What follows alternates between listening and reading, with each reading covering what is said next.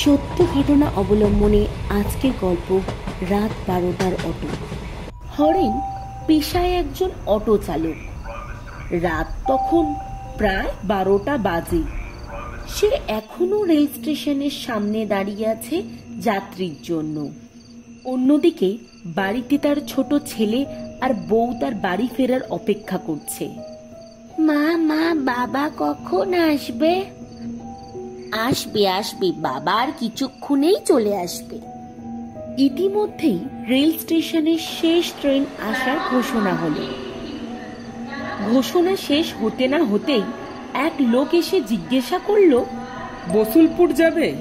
যাব, কিন্তু ভাড়া দ্বিগুণ দিতে হবে।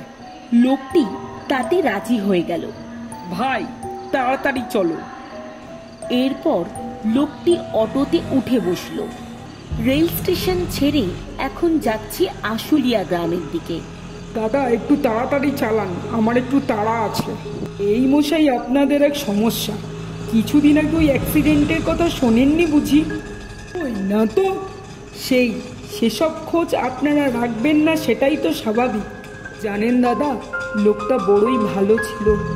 একটা ছোট সংসার, জলজ্যান্ত লোকটা হঠাৎ এই অ্যাক্সিডেন্টে প্রাণ হারালো। হরেনের এসব প্রলাপ শুনে যাত্রীটি চোখ বন্ধ করে কিঞ্চিত নিদ্রামগ্ন হল। শুনশান রাস্তা, অটোটি বেশ ভালোই জোরে যাচ্ছে। সজোরে এক ব্রেক কষার আওয়াজ, যাত্রীটি জেগে উঠল। হঠাৎ কিছুক্ষণ যাওয়ার পরে লোকটি বলে উঠল, এ রাস্তাটা তো ঠিক চিনলুম না। এটা আবার কোন রাস্তা? বড়ই নির্জন, আর কোনো দোকানপাটও দেখছি না। এই তো মশাই, আপনিই তো বললেন তারা আছে, তাই এটা ভেতরের রাস্তা দিয়ে যাচ্ছি, তাড়াতাড়ি পৌঁছে যাব। এই নির্জন রাতে সামনে একজন মহিলাকে দাঁড়িয়ে থাকতে দেখে অটো চালক গাড়ি থামিয়ে জিজ্ঞাসা করলেন, কোথায় যাবেন? কিন্তু কোনো উত্তর মিলল না। আবার জিজ্ঞাসা করা মাত্র যাত্রীটি খেয়াল করলো তার পা উল্টো।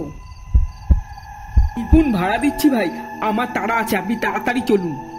এরপরে অটো চালু করে সে যেতে যেতে লোকটিকে বলল, কি হয়েছে ভাই, এত তাড়া কিসের?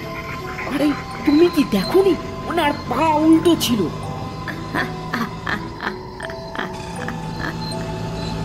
এমন বিদ্রুপপূর্ণ হাসি শুনে যাত্রীটি একটু স্তম্ভিত হয়ে গেল।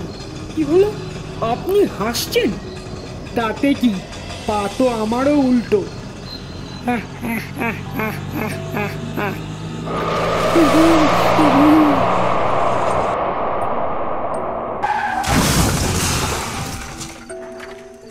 লোকটির যখন জ্ঞান ফিরল, লোকটি তখন হসপিটালের বেডে শুয়ে আছে। লোকটি জানতে পারল কিছুদিন আগেই ওই রাস্তায় একটা অটো অ্যাক্সিডেন্ট হয়।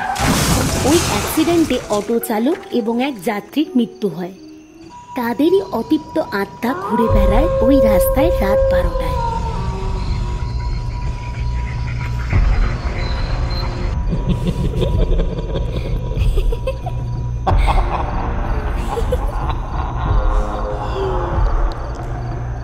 গল্পটি ভালো লাগলে চ্যানেলটিকে সাবস্ক্রাইব করবেন আর কমেন্ট করে জানাবেন এরকম গল্প আরো দেখার জন্য।